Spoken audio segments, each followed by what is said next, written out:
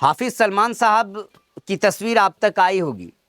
एक हाफिज कुरान जिसकी लाश एक पानी में तैरती नजर आ रही है। उनके माँ बाप हमारे साथ हैं, उनके घर पे हम मौजूद हैं। इनका जवान लड़का था, वही कमाता था तो इस परिवार का गुजर बसर हो रहा था। जवान लड़की थी शादी के लिए, हाफिज सलमान की छोटी बहन थी जिनकी तैयारी चल रही थी, जनवरी तक में शादी होनी थी।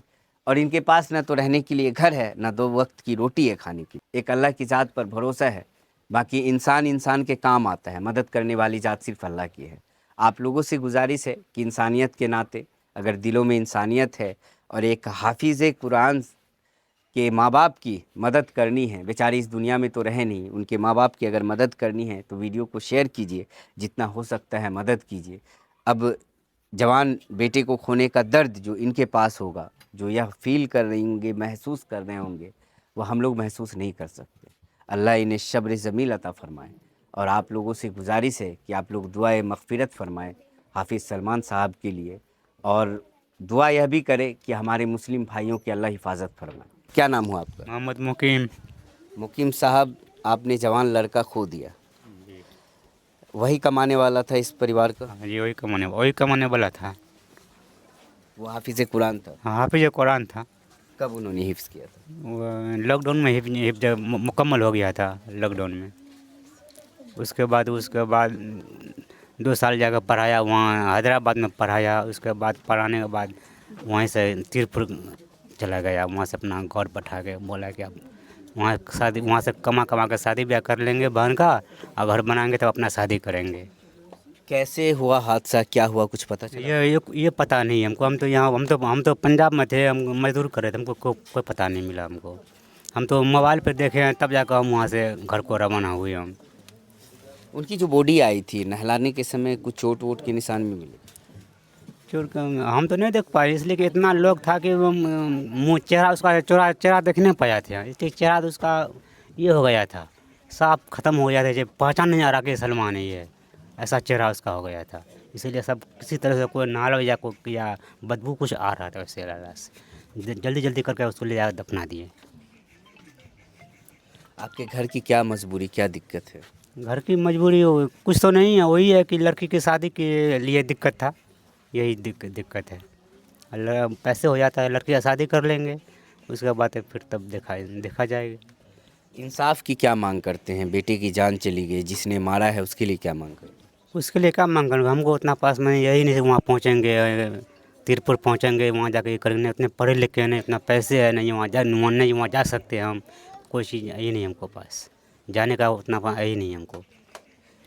आपकी मदद हो जाएगी, वहाँ भी हमारे लोग हैं, इंशाल्लाह आपकी मदद होगी। ये घबराइए ना, अल्लाह पे यकीन रखिए। क्या नाम हुआ आपका? बेबी रोशन। क्या कहेंगी? आपकी बेटी की मौत हो गई, बेटी की शादी जनवरी तक होनी है, लोगों से क्या कहिए? लड़की की शादी के लिए मदद चाहिए। हाफिज़ सलमान कैसे बेटे थे आपके?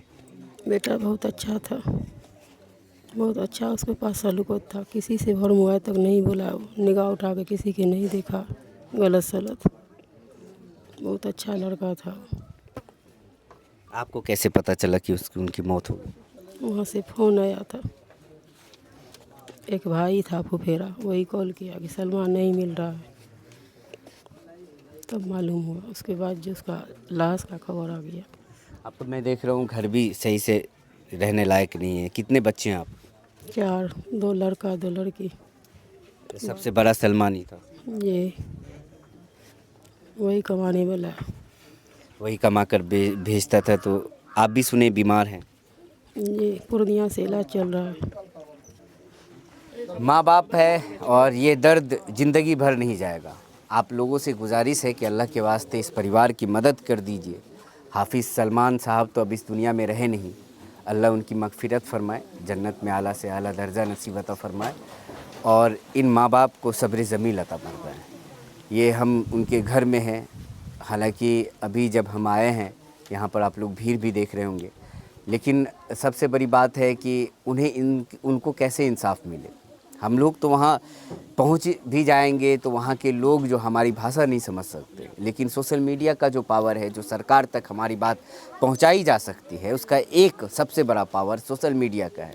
आप जस्टिस फॉर हाफिज़ सलमान लिखिए, जितना लिख सकते हैं लिखिए, जितना बोल सकते हैं बोलिए, वीडियो बना सकते हैं बनाइए, ताकि सोशल मीडिया की आवाज़ इतनी बुलंद हो पाए कि तमिलनाडु सरकार को एक्शन लेना पड़े।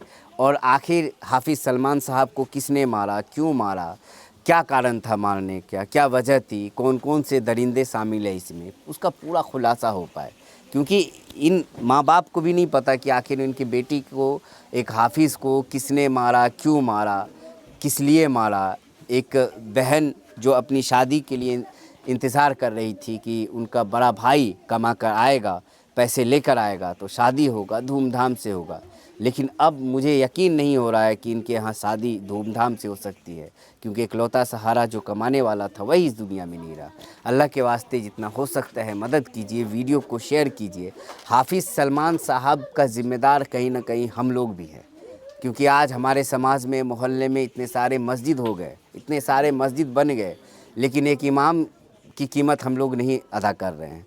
एक इमाम साहब को कितना दे रहे हैं? 5,000, 6,000, 5500, 4500, 10,000, मैक्सिमम 12,000। आप क्या 12,000 में अपने परिवार का परवरिश कर सकते हैं क्या? अगर आप कर सकते हैं तो बताइए।